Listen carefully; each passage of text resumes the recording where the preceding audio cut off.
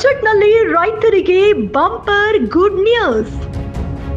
ವೀಕ್ಷಕರೇ ನಮಸ್ಕಾರ, BN TV ಕನ್ನಡಗೆ ಸ್ವಾಗತ.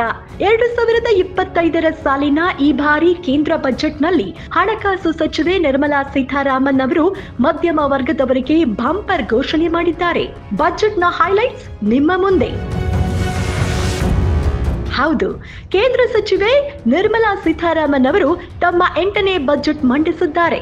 ಮಹಿಳೆಯರು, ರೈತರು, ಯುವ ಜನತೆ, ಬಡವರನ್ನ ಕೇಂದ್ರವಾಗಿಟ್ಟುಕೊಂಡು ಬಜೆಟ್ನಲ್ಲಿ ಕೊಡುಗೆ ನೀಡಿದ್ದಾರೆ. ಮಧ್ಯಮ ವರ್ಗದ ಆರ್ಥಿಕ ಸಬಲೀಕರಣಕ್ಕೆ ತೆರಿಗೆ ವಿನಾಯಿತಿ ಗಿಫ್ಟ್ ಕೊಟ್ಟಿದ್ದಾರೆ. ವಿತ್ತ ಸಚಿವೆ ನಿರ್ಮಲಾ ಸೀತಾರಾಮನ್ ಅವರು ಪ್ರತಿ ಬಾರಿ ಬಜೆಟ್ನಲ್ಲಿ ಆದಾಯ ತೆರಿಗೆ ವಿನಾಯಿತಿಯನ್ನ ಹೆಚ್ಚಿಸಬೇಕು ಎಂಬ ಆಗ್ರಹ ಕೇಳಿಬರುತ್ತಿತ್ತು. ಹೀಗಾಗಿ ಈ ಬಾರಿ ನಿರ್ಮಲಾ ಸೀತಾರಾಮನ್ ಅವರು ಬರೋಬ್ಬರಿ 12 ಲಕ್ಷ ರೂಪಾಯಿವರೆಗೆ ತೆರಿಗೆ ವಿನಾಯಿತಿ ಘೋಷಣೆ ಮಾಡಿ ಮಧ್ಯಮ ವರ್ಗದವರಿಗೆ ಬಂಪರ್ ಘೋಷಣೆ ಮಾಡಿದ್ದಾರೆ. ಮುಂದಿನ ವಾರ ಸೀತಾರಾಮನ್ ಅವರ ಹೊಸ ಆದಾಯ ತೆರಿಗೆ ಮಸೂದೆ ಮಂಡಿಸಲಿದ್ದಾರೆ. ಈ ಮಸೂದೆಯಲ್ಲಿ ಈ ವಿಚಾರದ ಬಗ್ಗೆ ಹೆಚ್ಚಿನ ಸ್ಪಷ್ಟತೆ ಸಿಗಲಿದೆ. ಹೊಸ ತೆರಿಗೆ ಪದ್ಧತಿಯಡಿಯಲ್ಲಿ ವಾರ್ಷಿಕ 12 ಲಕ್ಷ ರೂಪಾಯಿಯವರೆಗೆ ಆದಾಯ ಗಳಿಸುವವರು ಯಾವುದೇ ಆದಾಯ ತೆರಿಗೆಯನ್ನ ಪಾವತಿಸಬೇಕಾಗಿಲ್ಲ. ಇದಕ್ಕೆ 75,000 ರೂಪಾಯಿಗಳ ಪ್ರಾಮಾಣಿತ ಕಡಿತವನ್ನ ಸೇರಿಸಿದ್ರೆ ವಾರ್ಷಿಕ 12.75 ಲಕ್ಷ ರೂಪಾಯಿವರೆಗಿನ ಆದಾಯ ಹೊಂದಿರುವ ತೆರಿಗೆದಾರರು ತೆರಿಗೆ ಕಟ್ಟುವಂತಿಲ್ಲ. ನಿರೀಕ್ಷೆಯಂತೆ ನಿರ್ಮಲಾ ಸೀತಾರಾಮನ್ ಅವರು ತಮ್ಮ 8ನೇ ಬಜೆಟ್ನಲ್ಲಿ ಮಧ್ಯಮ ವರ್ಗದವರ ಬಹುಬೇಡಿಕೆಯನ್ನ ನೆರವೇರಿಸಿದ್ದಾರೆ. ಆದಾಯ ತೆರಿಗೆಯ ಹೊರೆಯನ್ನು ಇಳಿಸಿದ್ದಾರೆ. ಅದರಂತೆ 12 ಲಕ್ಷ ರೂಪಾಯಿವರೆಗಿನ ಆದಾಯ ಹೊಂದಿರುವವರು ಯಾವುದೇ ತೆರಿಗೆ ಕಟ್ಟುವ ಅವಶ್ಯಕತೆ ಇಲ್ಲ. ಇಲ್ಲಿ ಸೆಕ್ಷನ್ 87A ಅಡಿಯಲ್ಲಿ ರಿಬೇಟ್ ನೀಡಲಾಗುತ್ತದೆ. ಈ ಹಿಂದೆ 7 ಲಕ್ಷ ರೂಪಾಯಿವರೆಗಿನ ಆದಾಯಕ್ಕೆ ಟ್ಯಾಕ್ಸ್ ರಿಬೇಟ್ ನೀಡಲಾಗ್ತಾ ಇತ್ತು. ಈಗ 12 ಲಕ್ಷ ರೂಪಾಯಿವರೆಗಿನ ಆದಾಯಕ್ಕೆ ತೆರಿಗೆ ಕಟ್ಟುವ ಅವಶ್ಯಕತೆ ಇರುವುದಿಲ್ಲ. ಹಿರಿಯ ನಾಗರಿಕರಿಗೆ ಸಿಗುವ ಬಡ್ಡಿ ಆದಾಯದಲ್ಲಿ ಟ್ಯಾಕ್ಸ್ ಡಿಡಕ್ಷನ್ ಮಿತಿಯನ್ನು 1 ಲಕ್ಷ ರೂಪಾಯಿಗೆ ಹೆಚ್ಚಿಸಲಾಗಿದೆ.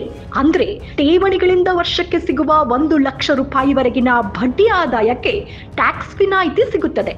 ಬಾಡಿಗೆಗಳಿಂದ ಬರುವ ಆದಾಯಕ್ಕೆ ವಾರ್ಷಿಕ TDS ಮಿತಿಯನ್ನು 2.4 ಲಕ್ಷ ರೂಪಾಯಿಯಿಂದ 6 ಲಕ್ಷ ರೂಪಾಯಿಗೆ ಏರಿಸಲಾಗಿದೆ.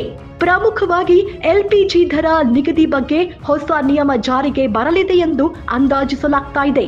ಪ್ರಸ್ತುತ ಪ್ರತಿ ತಿಂಗಳ ಮೊದಲ ದಿನಾಂಕದಂದು ದೇಶದಾದ್ಯಂತ LPG ಬೆಲೆಗಳನ್ನು ಪರಿಷ್ಕರಿಸಲಾಗುತ್ತದೆ. ತೈಲ ಮಾರುಕಟ್ಟೆ ಕಂಪನಿಗಳು LPG ಸಿಲಿಂಡರ್ಗಳ ಬೆಲೆಗಳನ್ನ ನವೀಕರಿಸುತ್ತವೆ. ಹೀಗಾಗಿ ಬಜೆಟ್ ತೀವ್ರ ಕುತೂಹಲ ಕೆರಳಿಸ್ತಾ ಇದೆ. ಕಾರು ಕೊಳ್ಳುವ ಆಸೆ ಇಟ್ಟುಕೊಂಡಿರುವ ಜನರಿಗೆ ಬಜೆಟ್ ಭಾರಿ ನಿರಾಸೆ ಮಾಡುವ ಸಾಧ್ಯತೆ ಇದೆ. ಮಾರುತಿ ಕಾರುಗಳು ಮತ್ತಷ್ಟು ದುಬಾರಿಯಾಗಲಿವೆ. ದೇಶದ ಅತಿ ದೊಡ್ಡ ಕಾರು ತಯಾರಿಕಾ company Maruti Suzuki India limited ಹೆಚ್ಚುತ್ತಿರುವ ವೆಚ್ಚಗಳು ಮತ್ತು ಕಾರ್ಯಾಚರಣಾ ವೆಚ್ಚಗಳನ್ನು ಪರಿಗಣಿಸಿ ಈ ವರ್ಷದ ಫೆಬ್ರವರಿ 1ನೇ ತಾರೀಕಿನಿಂದ ವಿವಿಧ ಕಾರು ಮಾದರಿಗಳ ಬೆಲೆಯನ್ನ ಹೆಚ್ಚಳ ಮಾಡುವ ನಿರೀಕ್ಷೆ ಇದೆ. ಹಾಗೆಯೇ ಬ್ಯಾಂಕ್ಗಳು ತನ್ನ ಗ್ರಾಹಕರಿಗೆ ಮುಂಬರುವ ನಿಯಮಿತ ಸೇವೆಗಳು ಮತ್ತು ಶುಲ್ಕಗಳಲ್ಲಿನ ಬದಲಾವಣೆಗಳ ಬಗ್ಗೆ ಈಗಾಗಲೇ ಸೂಚನೆ ಕೊಟ್ಟಿದೆ. ಇವತ್ತಿನಿಂದಲೇ ಜಾರಿಗೆ ಬರಲಿದೆ. ಇದರಲ್ಲಿ ಉಚಿತ ATM ವಹಿವಾಟು ಮಿತಿಯಲ್ಲಿನ ಪರಿಷ್ಕರಣೆಗಳು ಮತ್ತು ವಿವಿಧ ಬ್ಯಾಂಕಿಂಗ್ ಸೇವೆಗಳಿಗೆ ನವೀಕರಿಸಿದ ಶುಲ್ಕಗಳು ಸೇರಿವೆ.